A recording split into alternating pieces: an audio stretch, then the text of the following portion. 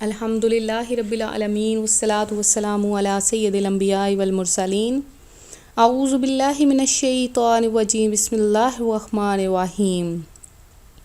اللہ کے نام سے شروع کرتی ہوں جو بہت ہی مہربان اور نہایت ہی رحم کرنے والا ہے۔ روحانی وظائف چینل کی طرف سے تمام ویورز کو السلام علیکم ورحمۃ اللہ وبرکاتہ۔ میں اپنا چینل روحانی وظائف کے ساتھ آپ کی خدمت میں سحری کے وقت کا ایک بہت ہی خاص اور مجرب وظیفہ لے کر حاضر ہوئی ہوں۔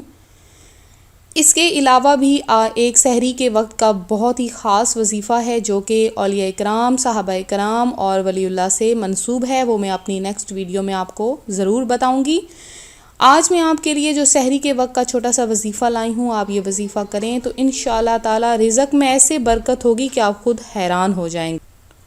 آپ لوگ یہ وظیفہ کریں، سحری کے وقت کا یہ بہت ہی خاص وظیفہ ہے، تو انشاءاللہ تعالی رزق میں بہت زیادہ برکت ہوگی۔ جو رزق کی تنگی سے بہت زیادہ پریشان ہیں وہ سحری کے وقت یہ وظیفہ کریں۔ اس کے علاوہ میں سحری کے بارے میں آپ کو چند ہدایات کروں گی کہ سحری رسول کریم صلی اللہ علیہ وسلم کی سنت ہے۔ اس کا یہ فائدہ بھی ہے کہ اس سے روزے میں قوت حاصل ہوتی ہے۔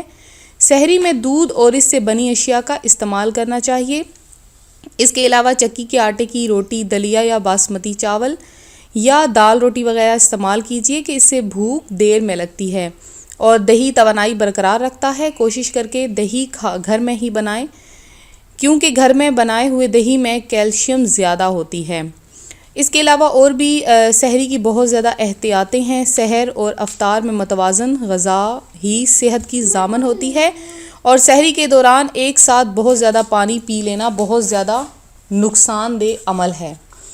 تو آج میں آپ کو جو سحری کا وظیفہ بتاؤں گی وہ آپ نے کس طرح سے کرنا ہے وہ بھی سن لیجئے کہ آپ نے سحری میں جب آپ سحری کر لیں، سحری کرنے کے بعد آپ نے ایک تسبیح لے لینی ہے، اور باوضو ہو کے آپ نے یا حلیم یا کریم یا اللہ، یا حلیم یا کریم یا اللہ، یہ آپ نے 100 مرتبہ اول آخر درود پاک کے ساتھ پڑھ لینا ہے۔ تو آپ دیکھیے گا انشاءاللہ تعالی آپ کے رزق میں برکت ہو جائے گی، اور آپ خود حیران ہو جائیں گے کہ یہ برکت کس طرح سے آئی ہے۔